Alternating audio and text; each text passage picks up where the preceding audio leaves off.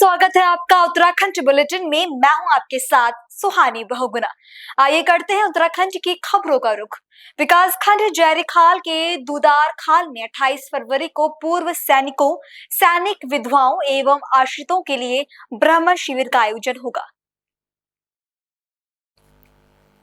जिला सैनिक कल्याण एवं पुनर्वास अधिकारी लेफ्टिनेंट कर्नल वीपी भट्ट ने बताया कि शिविर में पेंशन, दस्तावेज सत्यापन, जीवन प्रमाण पत्र सहित विभिन्न समस्याओं का समाधान किया जाएगा। Garhwal rifles regimental centre Lansdowne के प्रतिनिधि भी उपस्थित रहेंगे। पूर्व सैनिकों से अधिक संख्या में शिविर में पहुंचने की अपील की गई। प्रदेश में प्रीपेड मीटर, बेरोजगारी और अन्य मुद्दों को लेकर कांग्रेस कार्यकर्ता दुगड्डा में मुख्यमंत्री के कार्यक्रम के विरोध में जा रहे थे, लेकिन कोटद्वार पुलिस ने रोककर गिरफ्तार कर कोतवाली लाया। गिरफ्तार नेताओं में यूथ कांग्रेस जिला अध्यक्ष विजय रावत, अभिषेक अग्रवाल, हिमांशु बहुखंडी समेत कई कार्यकर्ता शामिल रहे। देश भर में आज महाशिवरात्रि बड़े ही धूमधाम से मनाई जा रही है और महाशिवरात्रि को लेकर उत्तरकाशी में भी काशी विश्वनाथ मंदिर की भव्य सजावट जारी है। शिव बारात, जागर, ढोल ढमाओं एवं पारंपरिक नृत्यों से पूरा क्षेत्र भक्तिमय हो गया है। 26 फरवरी को भजन, कीर्तन, जागरण और 4 पहर की आरती हो रही है। व्यापार मंडल भक्तों के लिए निःशुल्क प्रसाद वितरण कर रहे हैं। जैसे कि आप लोगों को विदित है कि उत्तरकाशी नगरी श्री भगवान शिव शंकर की भूमि है एवं बहुत हजारों मंदिर यहाँ पर स्थापित हैं, जिसमें कि हमारे महाकालेश्वर मंदिर शिव शंकर साक्षात कालेश्वर रूप में यहाँ पर विराजमान हैं और हमारे इस क्षेत्र के बाड़ागड्डी एवं बाड़ाहाट के स्थान देवता के रूप में यहाँ पर हमारे शिव शंकर विराजमान हैं कालेश्वर नाम से। तो हर साल की भांति इस साल भी कंसर्न युवा मंगल दल एवं युवा मंगल समिति द्वारा यहाँ पर एक कार्यक्रम आयोजित किए जाते हैं, जो कि अभी इस बार यहाँ पर भक्तों को सभी प्रकार की सुविधाएं मिलेंगी, जैसे कि फलाहार की, पानी की एवं उसी प्रकार से हम भक्तों के लिए जो हमसे बन सकता है वह यहाँ पर हम करते हैं। और महाकालेश्वर में आप सभी लोगों से मेरा विनम्र हार्दिक अभिनंदन एवं स्वागत आपसे मैं यहाँ पर करता हूँ कि आप लोग ज़रूर कालेश्वर भगवान की इस भूमि में आएँ और हजारों की संख्या में यहाँ पर हर साल श्रद्धालु आते हैं। और इस साल हम चाहते हैं कि आप लोग हजारों से और ज़्यादा संख्या में आएँ और हमें आप लोगों का हार्दिक स्वागत एवं अभिनंदन करते हैं। जय श्री महाकालेश्वर। शानंदमानंद वने वसंतम मानंदकंदम मदपापविंदम वाराणसी नाथमनाथ नाथम श्री विश्वनाथम शरणम प्रबद्धे। ये जो आप दर्शन कर रहे हैं, ये भगवान काशी विश्वनाथ की पूरी नगरी है और इसी नगरी के उपलक्ष्य में जो है हर समय समय पर यहाँ पर कार्यक्रम होते हैं। उसी कार्यक्रम के एक विशेष कार्यक्रम जो है महाशिवरात्रि का, जो महाशिवरात्रि के विशेष पर्व पे जो है लोग, हर एक इंसान की अपनी भावना होती है भगवान के प्रति दर्शन करने की, जलाभिषेक करने की। इस प्रकार जो प्रातः 4 बजे से लेकर के दूसरे दिन सुबह 4 बजे तक जो है लोग यहाँ पर जो है भगवान के दर्शन करते हैं, अर्चन करते हैं, अर्चना करते हैं। और इसका साथ पूरे दिन भर भी यहाँ पर शिव की बारात निकलती है, पूरी नगर भ्रमण होता है। और तत्पश्चात जो है नगर भ्रमण में जितने भी प्रकार के लीलाएं हैं, क्रियाकलाप जो है यहाँ पर जो है ये किया जाता है, सब नगर में दिखाई देता है। तत्पश्चात यहाँ पर प्रसाद वितरण होता है सभी नगर को, सभी जनता जनार्दन को भगवान की ओर से। और विशेषकर रात्रि पहर 4 पहर होते हैं, 2 घंटे का एक पहर होता है। वो पहर जो है 10 बजे से प्रारंभ होता है। 10 बजे जो है प्रत्येक पहर में आरती होती है, तो 10 बजे से वो पहर शुरू होता है और उसमें प्रथम आरती होती है। उसके बाद जो है यहाँ पर पहर के जो है यहाँ पर खड़े देवा वाले मनोकामना, पुत्र कामना, कोई अन्य कामना भी जो भी इंसान की होती है, वो यहाँ पर आके खड़े देवा जो हमारे द्वारा उनके द्वारा पर उनके हाथों में प्रज्वलित होता है। तो 10 बजे 12 बजे फिर आरती होगी, फिर उनके साथ अभिषेक होगा, फिर 2 बजे आरती होगी, फिर अभिषेक होगा, फिर 4 बजे अभिषेक होगा और आरती होगी। उसके तत्पश्चात जो वो खड़े देव उनके लिए उतारे जाते हैं और यहाँ पर महाप्रसाद का वितरण पूरी जनता जनार्दन को यहाँ पर होता है। और इसमें विशेष जितने जनार्दन यहाँ पर होते हैं उनके लिए 4 पहर में जो उनके लिए फलाहार की व्यवस्था और चाय और कॉफी की व्यवस्था पूरी जनार्दन के लिए यहाँ पर मंदिर की ओर से होती है। ऐसा करके यहाँ पर बोलो शंकर भगवान की जय। विश्वनाथ ममनाथ पुरारी त्रिभुवन महिमा विदित तुम्हारी। तो भगवान श्री काशी विश्वनाथ का भगवान शिव के रूप में यहाँ पर जो प्राकट्य है उसका विशेष महत्व है, जो कि आदिकाल से यहाँ पे विराजमान है, तपस्या में लीन है और हम सभी को अपना आशीष प्रदान कर रहे हैं और हम सब यहाँ पर फलीभूत हो रहे हैं। जो भी काशीवासी है और जो भी उनके सामने अपना कष्ट और दुख लेके आते हैं उनको वो उनके कष्ट हरते हैं। जिसने हलाल पिया हो और जिसने सभी कष्टों के, मानवों के कष्ट को, जीवों के कष्ट को अगर अपने में समाहित कर दिया हो तो उससे बड़ा कोई दानी नहीं हो सकता है। इसलिए जो उनका मुख्य पर्व है, भगवान का जो विशेष जो एक दिन होता है जिसमें आप उसको पूजन कर सकते हैं और वो होता है महाशिवरात्रि। तो ये फाल्गुन कृष्ण की त्रयोदशी के दिन यहाँ पड़ता है और ये इस बार जो है बड़े अच्छे शुभ मुहूर्त में है। और इस दिन ऐसी मान्यता है कि भगवान शिव और पार्वती का विवाह हुआ था और भगवान का जो दूसरा एक रूप है कि त्रिकालदर्शी है और वो तीनों लोक के महाराज हैं, महादेवता हैं और जिसे महादेव कहा गया है।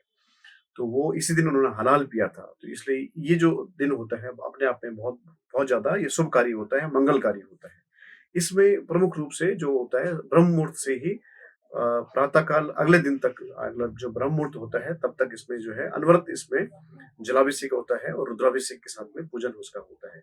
साथ ही साथ में 4 पहर की जो आरती होती है, अभिषेक होता है, उसमें इसका जो विधान है, जो पहली जो अभिषेक होता है वो दूध से होता है, फिर 2 बजे दही से होता है, फिर उसके बाद घी से होता है 2 बजे, 10 बजे, 12 बजे, 2 बजे और 4 बजे जो अभिषेक होता है दूध से, दही से, घी से और शहद से होता है। इसलिए भगवान सबकी जो संकल्प होते हैं उनको पूर्ण करते हैं, सबकी मनोकामना पूर्ण करते हैं। और यहाँ पर इसका जो स्वरूप है वो आप कल इसको समझ सकते हैं, देख सकते हैं कि किस तरह से यहाँ पर विभिन्न क्षेत्रों से लोग जो यहाँ पर अपना कार्य करते हैं, अपना जो रोजगार करते हैं, वो सब लोग मिलकर के इसको अपना त्योहार बना करके इसको पूरा पूजते हैं। और तो कल आप सबका स्वागत है, बहुत बहुत अभिनंदन है। मैं सभी आपको शुभकामनाएं देना चाहता हूँ और आपके दर्शकों को शुभकामनाएं देना चाहता हूँ। जय श्री काशी विश्वनाथ। खबरों का सिलसिला आगे भी जारी है, फिलहाल रुकेंगे एक छोटे से ब्रेक के लिए।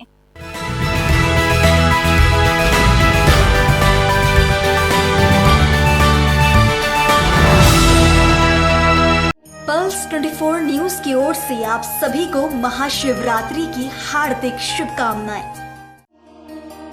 रोजगार डेवलपर्स की ओर से आप सभी को महाशिवरात्रि की हार्दिक शुभकामनाएं। रोजगार डेवलपर्स, अ यूनिट ऑफ रोजगार डेवलपर्स एंड प्राइवेट लिमिटेड। घर वहीं जहां हो आपका भरोसा। पिछले 15 सालों से आपके सपनों का घर हमारी प्रतिबद्धता। रोजगार डेवलपर्स का पता है शिमला बाईपास रोड, गणेशपुर, देहरादून। रोजगार डेवलपर्स से संपर्क करने के लिए अभी डायल करें 9897054026 पर या 8433207910 पर।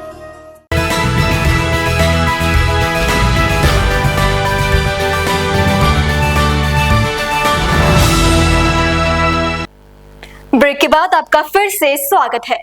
खबर उत्तराखंड की राजधानी देहरादून से, जहां बार एसोसिएशन के चुनाव में इस बार मनमोहन कंडुवाल अध्यक्ष और सचिव पद पर राजवीर सिंह बिष्ट विजयी रहे। जिला बार एसोसिएशन के चुनावों के आए नतीजों पर आइए देखते हैं ये खास रिपोर्ट।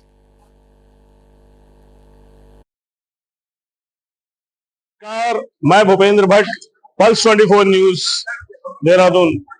और आइए आज हम जिला बार एसोसिएशन के जो चुनावी नतीजे घोषित होने वाले हैं उसकी प्रतीक्षा में लगभग 10 से 15 मिनट में गिनती शुरू होगी और सभी प्रत्याशियों का जो भाग्य यानी कौन विजय होगा उनका भाग्य मत पेटियों में अभी बंद है। तो 15 मिनट बाद ये शुरुआत होगी। आइए देखते हैं। और काउंटिंग शुरू हो चुकी है।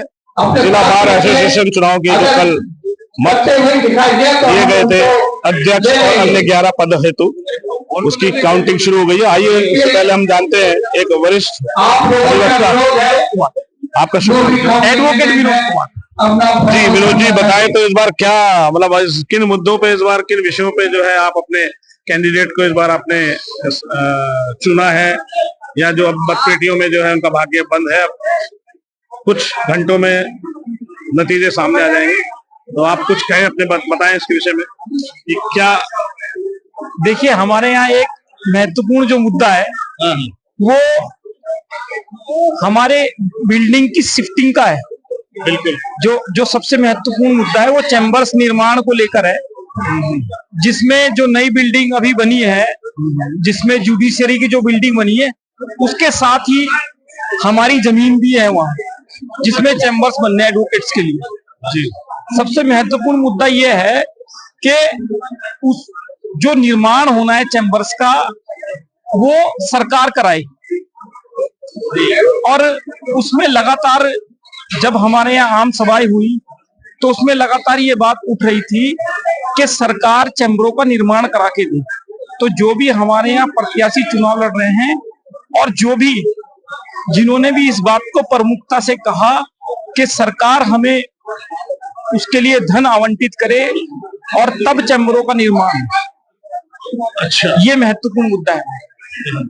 अन्य जो बता रहे हैं कि जो पेपरलेस और वो कर दिया गया है तो वो भी कहीं ना कहीं एक संकट खड़ा हो रहा है कि भाई जब पेपरलेस ऑनलाइन सारा कार्य शुरू हो जाएगा पोर्टल के माध्यम से तो जो नए वकील हैं जो नए अधिवक्ता हैं उनके लिए तो कहीं ना कहीं एक रोजगार का संकट भी दिख रहा है, ऐसा कई अधिवक्ताओं का कहना है।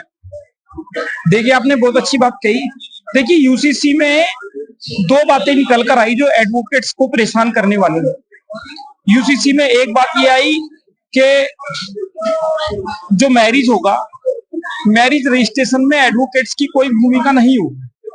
दूसरी जो विल तैयार होती है, विल जो रजिस्ट्री होती है उसमें एडवोकेट्स की कोई भूमिका नहीं होगी, कोई रोल नहीं होगा। तो यहाँ सबसे महत्वपूर्ण बात यह है कि जिस समय यूसीसी का ड्राफ्ट तैयार हो रहा था और यूसीसी पर चर्चा हो रही थी तो मुख्यमंत्री ने ये कहा था कि आप विल के लिए एडवोकेट्स के यहाँ चक्कर काटते हैं। समझिएगा जो मैं कह रहा हूँ। यहाँ मैं अपोज करना चाहूंगा सरकार को जोर देकर। फिर उन्होंने ये बात कही कि आप मैरिज रजिस्ट्रेशन के लिए जो एडवोकेट्स के चक्कर काटते हैं, एडवोकेट्स को जो पैसा देते हैं वो आपको नहीं देना पड़ेगा। तो ऑनलाइन में जो यूसीसी में जो ये चीजें निकल कर आई उसमें हमारा कहना यह है कि सरकार को इसमें एडवोकेट्स की भूमिका सुनिश्चित करनी चाहिए। बिल्कुल जो गलत है उसके लिए भी लगातार एडवोकेट्स, हमारी बार एसोसिएशन और एडवोकेट्स अपोज उन चीजों को कर रहे थे। चलिए, आपको हमारी तरफ से शुभकामनाएं कि आपको नए अध्यक्ष जो है आपकी मांगों को और आपकी जो मुद्दे हैं उन पे वो कार्य करें और सरकार भी आपकी मांगों करे। हम ऐसी कामना करते हैं सरकार के इस चैनल के माध्यम से। आपका शुभ नाम है? कामिला राठौर एडवोकेट। मैं यहाँ 30 साल से प्रैक्टिस कर रही हूँ। अच्छा, तो क्या इस बार अभी तो चुनाव के जो नतीजे आने वाले हैं उसका प्रतीक्षा हो रही है तो कहीं ना कहीं जो है आपके नए अध्यक्ष के रूप में एक नई टीम आएगी तो जो अधिवक्ताओं की जो मांगे हैं कहीं ना कहीं दिख रहा है कि सरकार के साथ एक तालमेल की जो है खामी दिख रही है, कमी दिख रही है। ब्यूरोक्रेसी जो है जो एडवोकेसी के ऊपर हावी होती हुई दिख रही है, क्योंकि जिस तरह के मुख्य बिल और इस तरह के अभी जो कानून आए हैं कहीं ना कहीं वो अधिवक्ताओं के रोजगार को भी कहीं ना कहीं जो है प्रभावित करेंगे और कहीं ना कहीं जो अभी जो है नया कानून बना, भू कानून बना, इन विषयों पे शायद जो है, क्योंकि अधिवक्ता जो है समाज का एक प्रबुद्ध बुद्धिजीवी वर्ग है और अगर उसी वर्ग को मेरे हिसाब से अगर दरकिनार रखा जाए तो कहीं ना कहीं जो है एक टकराव या एक स्थिति समाज के अंदर एक अलग उसमें देखी जा सकती है। तो आप इसमें क्या अपने विचार रखेंगे, साझा करेंगे, आप बताएं। देखिए, मेरा पर्सनल ओपिनियन तो ये है कि ये भू कानून जो बना है उसके लिए आज से न्यू उत्तराखंड 2000 में बना था, तब से ही लोगों ने आवाज उठाई थी। तो सरकार ने इनकी आवाज को दबा दिया है। भू कानून 250 स्क्वायर मीटर के करीब जो है, आप कहते हो कोई भी आएगा परमिशन लेगा डीएम से, आपको अलाउ है। ये 250 करते करते आपने कितने हजारों गज स्क्वायर मीटर लैंड जो है उत्तराखंड की बेच दी। आज की डेट में इसमें कोई रिफॉर्म नहीं हो रहा है, आगे चल के फ्यूचर में भी होने का कोई चांसेस नहीं है। लोग आवाज उठा रहे हैं, आवाज को दबाया जा रहा है। यूसीसी एक्ट आपने पास किया, यूसीसी एक्ट में आपने डोमिसाइल का जिक्र किया, उसमें आपने बोला जो आदमी यहाँ 1 साल रह लेगा तो उसको जो है डोमिसाइल अलाउ हो जाएगा। तो उत्तराखंड में कहती हूँ कंट्री का सबसे छोटा स्टेट है जी, तो क्या आपने ये चीज दूसरे स्टेट्स में लागू की? बिल्कुल। आज की डेट में ऐसा कोई भी यूसीसी एक्ट का मुद्दा जो न है हमें सूट नहीं कर रहा है। आपने यहाँ तक कि लिव इन रिलेशनशिप चलाया, वो तो बहुत बड़ा। आपने कहा रजिस्ट्रेशन उसमें होगा, वकीलों का काम आप खत्म कर रहे हो। आपने कैशलेस पेपर चलाया, उसमें भी आप वकीलों का काम खत्म कर रहे हो। सारा कुछ सरकार ही कर लेगी, वकील क्या करेगा? कहीं ना कहीं जो वकीलों की अकाउंटेबिलिटी हमेशा हर जगह दस्तावेजों में होती थी, वकीलों की अकाउंटेबिलिटी है। ऑनलाइन काम हो रहा है, लोगों को पेपर भरना नहीं आता ऑनलाइन में। ठीक है, तो इसमें तो कोई दो राय नहीं। आप एक रजिस्ट्री कराने जाओगे, वो सर्कल रेट बताएगा, रजिस्ट्री बताएगा, रजिस्ट्री की फीस बताएगा। 75 काम होते थे वकील के करने के लिए। ऐसे गरीब आदमी तो जो अनपढ़ अगर आदमी है वो वकील पे ही तो भरोसा करता है। वकील पे भरोसा करेगा। और क्या यहाँ की जनता क्या इतनी हाईलाइटेड होगी, इतनी हाईली एजुकेटेड है? लॉयर पे तो हर काम के लिए डिपेंड करते हैं लोग। अब मैरिज रजिस्ट्रेशन है, वो भी कह रहे तुम करोगे, है वो भी कह रहे तुम करोगे। लिव इन है, तुम कह रहे हैं हाँ रहो लिव इन में। क्यों भाई, ये इंग्लैंड हो गया क्या? नहीं, बिल्कुल सही बात है। और लोगों से भी तो डिस्कस करो, वकीलों से तो खास करो। तो इस विषय में अब आगे रणनीति कुछ बन रही है आप लोगों की? क्योंकि आप ये चैनल के माध्यम से सरकार तक ये बिल्कुल आपकी बात पहुंचेगी, और कहीं ना कहीं आप इसके लिए क्या सरकार से कुछ चाहते भी हैं? हम तो कह रहे हैं कि ये दोनों चीजें यूसीसी एक्ट ही वापस लिया जाए, पूरा वापस लीजिए। तो सुटेबल है ही नहीं, जब बनाया गया इसकी ड्राफ्टिंग हुई तो सीनियर एडवोकेट कोई बैठे। कहने का मतलब है कि जल्दीबाजी में लिया गया, बना दिया बस, और पीठ थपथपा रही है सरकार पीठ थपथपा रही है और अपने को खुश कर रही है कि हमने यूसीसी एक्ट बना दिया, लागू कर दिया। लेकिन आम जनता, आम जनमानस जो है अभी इससे पूर्णतः आम जनमानस तो अवेयर ही नहीं है, उसे पता ही नहीं क्या हो रहा। तो इसके लिए क्या आप अधिवक्ता जो है अब क्या आगे की रणनीति है? मैं कह रही हूँ एज ए सीनियर काउंसिल मैं इस चीज का विरोध करती हूँ, इस एक्ट का विरोध करती हूँ। तो जो नए अध्यक्ष आपके आएंगे, क्या वो नया अध्यक्ष क्या करेगा वो तब देखा जाएगा। अभी फिलहाल तो हम अपनी राय मांग रहे हैं ना, हमसे पूछ रहे हैं आप। जी बिल्कुल है, आप एक वरिष्ठ वो भी है, वरिष्ठ अधिवक्ता है, और जब नया अध्यक्ष आएगा तो नए अध्यक्ष के अपने विचार होंगे, ये हमारे विचार है। आपका सुझाव है कि वकीलों का भी पैनल जो है ड्राफ्टिंग कमेटी के साथ बैठे, होना चाहिए था। मतलब अभी आगे भी आप चाहते हैं कि सरकार समझदारी से अगर इस चीज को समझे, कोई टकराव या इस तरह की स्थिति ना उत्पन्न हो, तो उसके लिए आप चाहते हैं कि एक वरिष्ठ अधिवक्ताओं की कमेटी बने, और उस कमेटी के आधार पे जो है आगे बिल जो अमेंडमेंट जो कई चीजें हैं, क्योंकि हर बिंदुओं को उसमें ध्यान रखना पड़ता है। आइए मैं आपको एक अधिवक्ता से मिलवाता हूं जो आज के परिणामों के बारे में बताएंगे और उन्होंने किन मुद्दों में अध्यक्ष पद के लिए वोट दिए। हमने तो सर आप क्या पहले अपना नाम बताइए। मेरा नाम है बलवीर चौहान, एडवोकेट कितने साल से प्रैक्टिस में हो? मैं 8 साल से प्रैक्टिस में हूँ। बहुत बढ़िया। तो आप ये जरा बताइए कि अध्यक्ष पद के लिए आपने किन मुद्दों में? हमने इन मुद्दों में वोट दिया है कि सर हमें चैम्बर का मुद्दा है सबसे पहले तो। जो अच्छा। हमने चैम्बर के पैसे दिए हैं उस पर हमसे नहीं मांगे जा रहे पैसे, इन मुद्दों में पैसे तो वोट हमने दिया है। और आने वाले चुनाव के मुद्दे हैं जो जिसमें कि हमारा ये रहेगा नहीं रहेगा, चैम्बर जो हमारे यहाँ पे है, अच्छा। आने वाले चैम्बर हमारे कैसे बनेंगे, हमने इन मुद्दों में वोट दिया। और भी कुछ मुद्दे होंगे जिस मुद्दों में आपने दिए होंगे वोट? सर इस चक्कर में यूजीसी में जैसे नया कानून आया है, जी जी, इसमें अधिवक्ताओं का ये आपका मैरिज रजिस्ट्रेशन का कुछ मामला खत्म हो गया है, और क्या बोलते हैं आपका ये व्हील का सिस्टम खत्म हो गया है।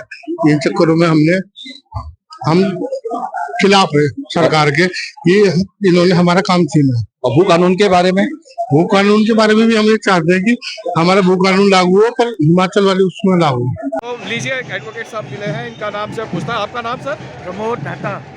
अच्छा, तो अभी यहाँ पे जो आज रिजल्ट निकला है, तो ये उन्हीं मुद्दों से जीते हैं जो मुद्दे इन्होंने रखे थे? जी, मेरे ख्याल चेंबर का निर्माण का जो थे मुख्य मुद्दा था, और अधिवक्ताओं ने इसी लाइन में उनको वोट दिया है। और सचिव में भी जो जीते हैं PS बिष्ट, वो कितने वोटों से जीते हैं? वो काफ़ी भारी वोटों से जीते हैं, लगभग 150 से, और वो निवर्तमान वही थे और वो दोबारा पुनः जीते हैं तीसरी बार।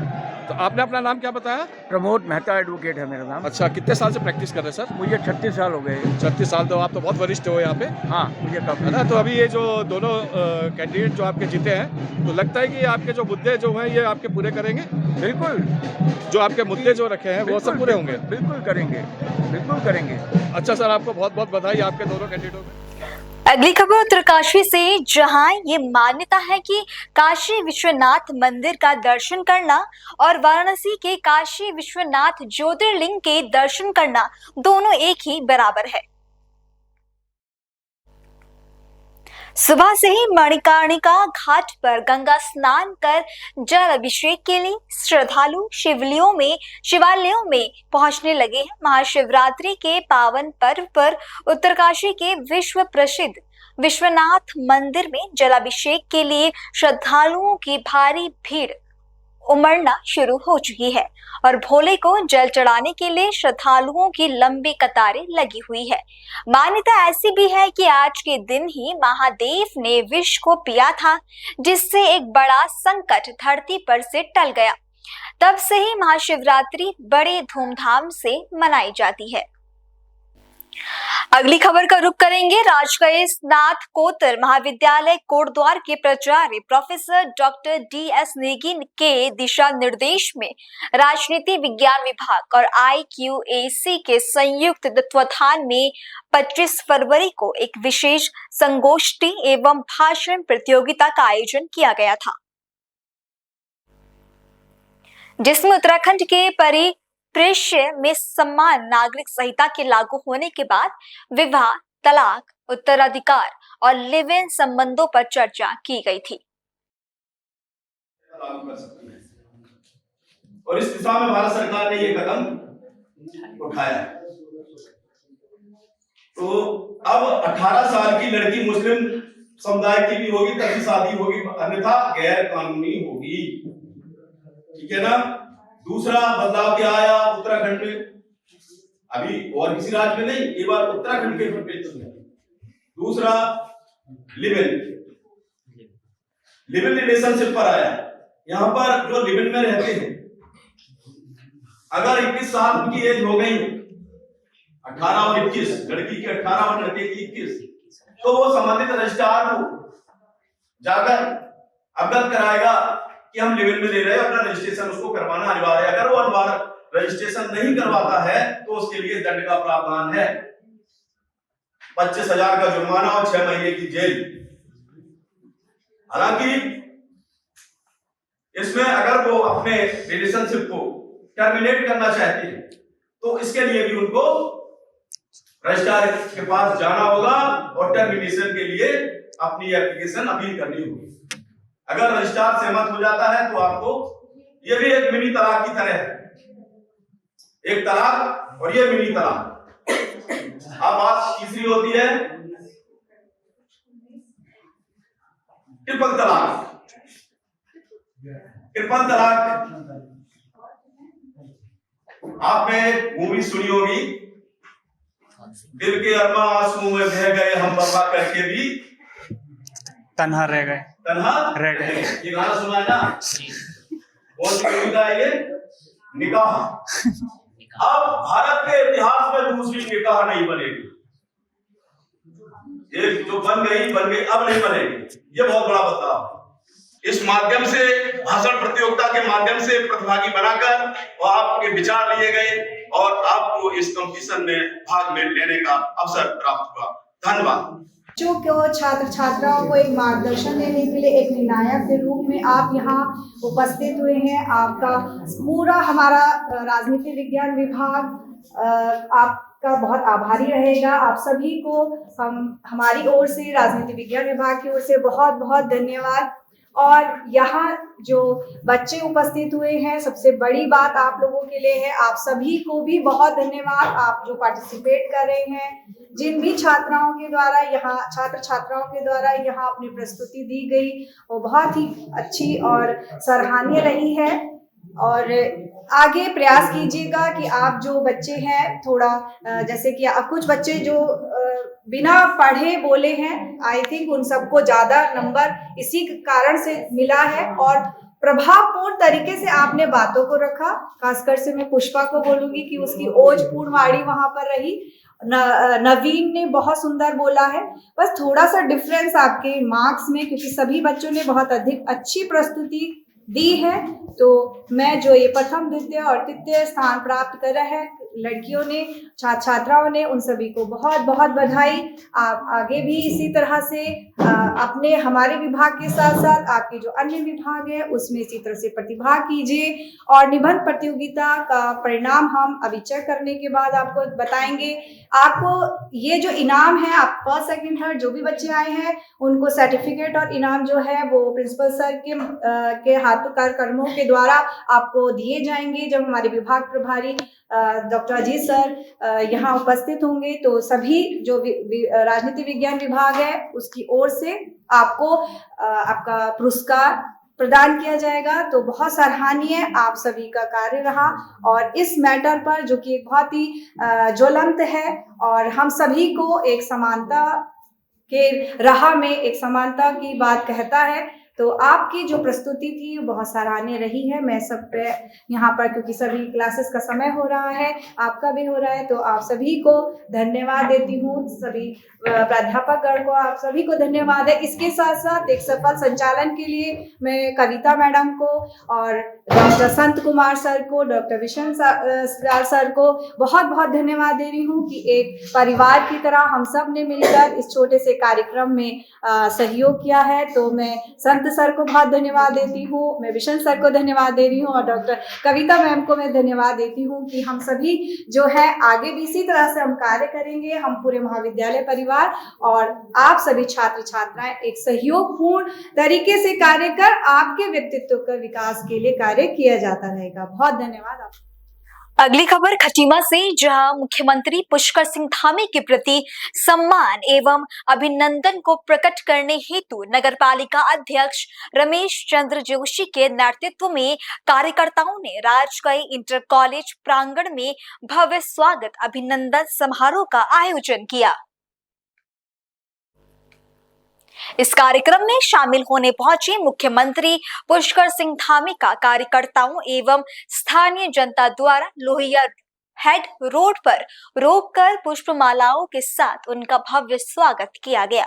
मीडिया से रूबरू होते हुए मुख्यमंत्री ने कहा कि खटीमा शहर में मेरा बचपन बीता है, ये मेरा अपना शहर है।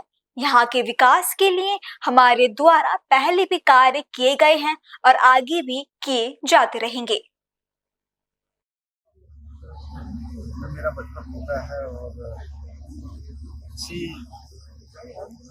इंटर कॉलेज से लगी इंटर तक की पढ़ाई आवश्यकताएं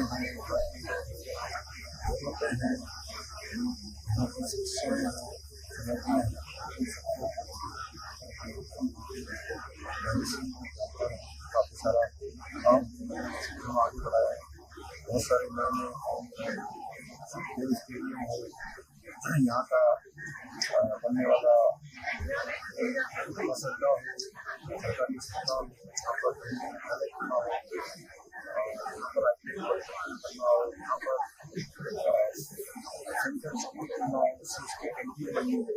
आवासीय विद्यालय बना हो, यहाँ का बाईपास बना हो, अनेक सारी सड़कें, अनेक सारे शहर का सौंदर्यीकरण, ये सब मैंने अपने विधायक तरीके से आगे बढ़ाया है। यहाँ का विकास अनुरूप रूप से आगे बढ़ेगा और यहाँ पर हमारे सभी जनप्रतिनिधि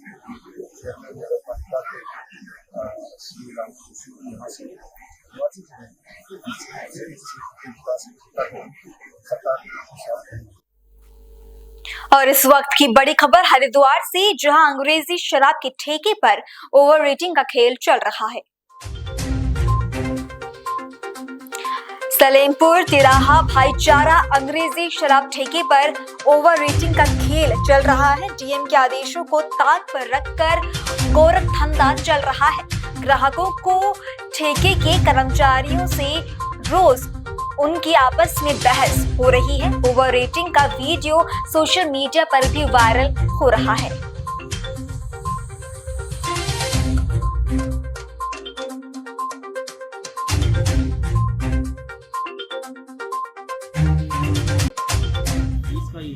भाई 30 लिया आपने? भाई जी 20 है इसमें। एक्स्ट्रा आएगा 10 रुपये। बड़े भैया 10 रुपये एक्स्ट्रा आएगा।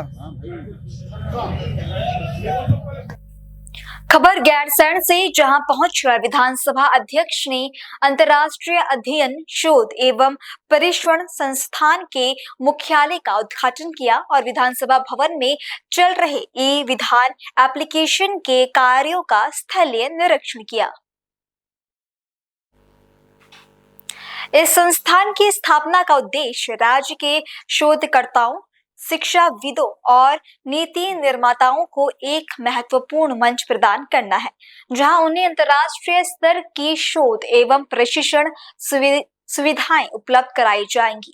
ये संस्थान उत्तराखंड को ज्ञान, विज्ञान और नीति निर्माण के क्षेत्र में अग्रणी बनाने की दिशा में एक महत्वपूर्ण कदम साबित होगा। मैं दो चीज़ें यहाँ पर अब हो रही हैं। एक तो हमारा अंतर्राष्ट्रीय शोध संस्थान शुरू होने जा रहा है। दूसरा ई नेवा का जो स्वरूप होगा, जिसमें हम टैबलेट्स के माध्यम से अब सदन को चलाएंगे और धीरे धीरे करके पेपरलेस होने का पूरी तरह से प्रयास करेंगे। इस बार देहरादून में भी हमारे क्वेश्चन आंसर, एजेंडा और बजट हम लोगों ने अपने टैबलेट से किया। अभी बहुत सारी और चीज़ें भी हो सकती हैं, लेकिन अभी हम लोग भी सीख रहे हैं, हमारे अफसरान भी सीख रहे हैं, विधायक जो हमारे भाई बहन हैं वो भी सीख रहे हैं। तो धीरे धीरे वही चीज़ हम खिलाड़ी सैन में करने जा रहे हैं, जहाँ टैबलेट के माध्यम से अब हम सदन को चलाएंगे। और जहाँ तक अंतर्राष्ट्रीय शोध संस्थान है, 2015 में आदरणीय हमारे जो लेट डॉक्टर प्रणब मुखर्जी हैं, उन्होंने दिया था और अभी हम लोगों ने इसको दोबारा से पुनर्जीवित किया है। और मुझे पूर्ण विश्वास है विधानसभा उत्तराखंड के साथ, जहां एक तरफ IIT Roorkee, IIM Kashipur, Doon university, Garhwal university, Kumaon university के बच्चे शोध में, ट्रेनिंग में, रिसर्च में हमारे साथ कार्यरत होंगे और किस तरह से पॉलिसी रिसर्च में रिसर्च करके किस तरह से वो पेपर्स बना सकते हैं, गवर्नेंस को और कैसे हम सुदृढ़ कर सकते हैं, कौन सी चीज़ ऐसी किस प्रदेश में अच्छी चल रही है या किस देश में अच्छी चल रही है, उस पर हम लोग पेपर लिख पाएंगे बच्चों के माध्यम से। अच्छा, जो यहाँ पर जो सेब के पेड़ लगाए जा रहे हैं वो किस तरह से आप देख रहे हैं, क्योंकि भविष्य में मुख्यमंत्री जी ने सारकोट गांव को भी यहाँ पर गोद लिया हुआ है। बिल्कुल, हम आपने जैसे अभी आप हमारे साथ चले होंगे, हॉर्टिकल्चर विभाग को भी मैं धन्यवाद देना चाहूँगी। हमारी बहनों के माध्यम से हॉर्टिकल्चर विभाग ने यह निर्णय किया है कि हम 2500 पेड़ लगाएंगे। इसमें सेब के पेड़ लग रहे हैं, चेरी और ब्लूबेरी के भी पेड़ लगने की बात हो रही है और आपने देखा होगा कि 1000-1200 करीबन पेड़ ऑलरेडी लग चुके हैं। 3 साल का वो पौध है और अब 2 साल के बाद वो फल देने लगेगा। बहुत ज़्यादा यहाँ पर अच्छी जगह है और अगर हम इस तरह का कार्य कर सकते हैं जहाँ बहनों को भी हम आर्थिक रूप से इन्हीं कार्यक्रमों के माध्यम से आर्थिक रूप से स्वतंत्र कर सकते हैं, तो बहुत ही सुंदर चीज़ विधानसभा के परिसर में हो रही है। अगली खबर खटीमा से है, जहां महाशिवरात्रि के दिन खटीमा विधानसभा क्षेत्र के चकरपुर में स्थित वनखंडी महादेव मंदिर में दूर दूर से शिव भक्त महादेव के दर्शन करने के लिए पहुंचे। अपने निजी आवास में रात्रि विश्राम के लिए रुके मुख्यमंत्री पुष्कर सिंह धामी ने भी अपनी पत्नी के साथ शिवरात्रि के दिन सर्वप्रथम वनखंडी महादेव मंदिर पहुंचकर वहां लगने वाले शिवरात्रि मेले का फीता काटकर शुभारंभ किया। इस कार्यक्रम के उपरांत मुख्यमंत्री एवं उनकी पत्नी ने श्री गौरी शंकर महादेव मंदिर पहुंचकर वहां आयोजित 25 निर्धन कन्याओं के सामूहिक विवाह कार्यक्रम में शिरकत की एवं नए दंपतियों को अपना आशीर्वाद प्रदान किया। महाशिवरात्रि के अवसर पर मैं सभी को शुभकामनाएं देता हूँ, बधाई देता हूँ।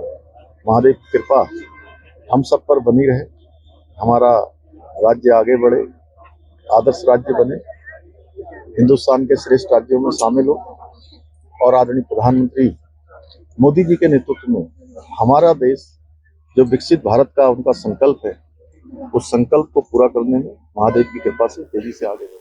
फिलहाल बुलेटिन में इतना ही। देश और दुनिया की बाकी तमाम खबरों के लिए आप देखते रहें पल्स 24 न्यूज। नमस्कार।